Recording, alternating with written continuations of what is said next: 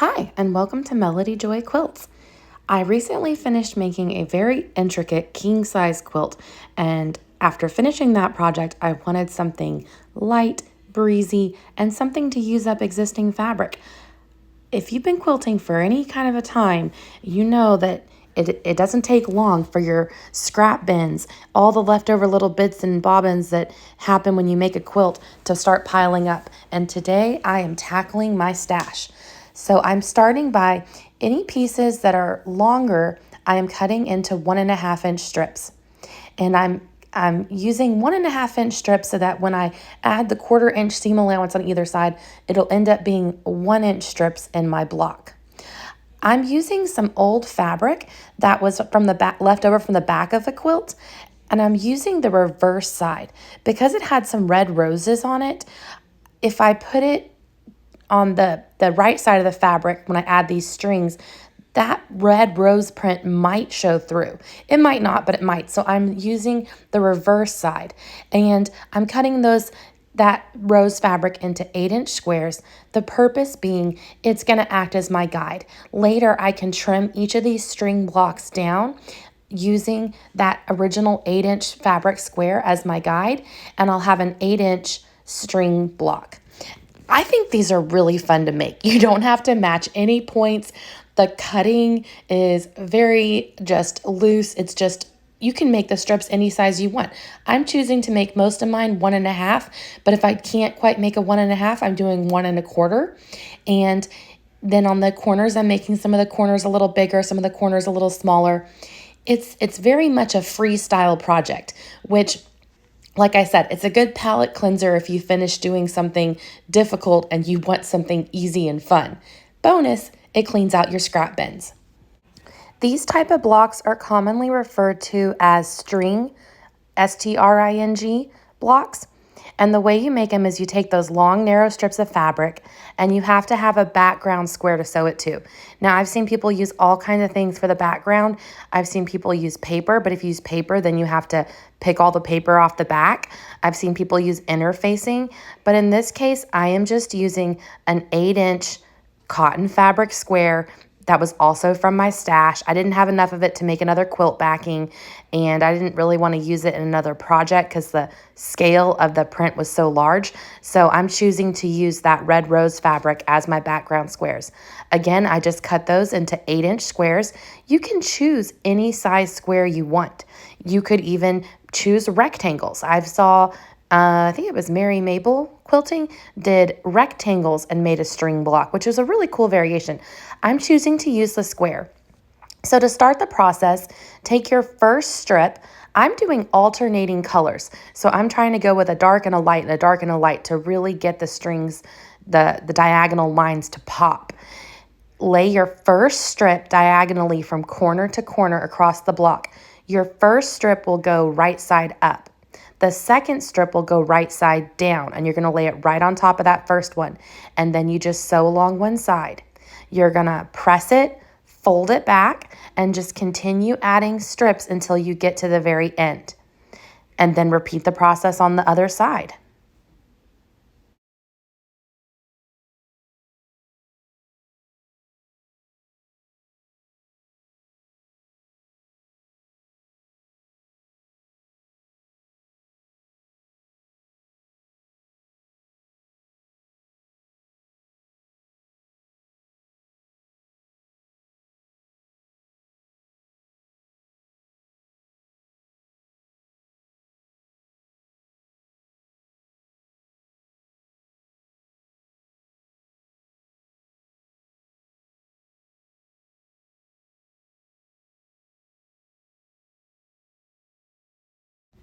Once you have effectively covered all of your background square, you're going to flip it over on your cutting mat, and you're going to take a long ruler, and when you flip it over, you'll be able to trim it really nice and square. These are some ones that I've already made.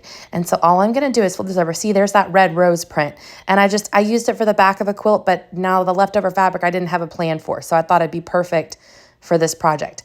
I am using the square itself as my guide.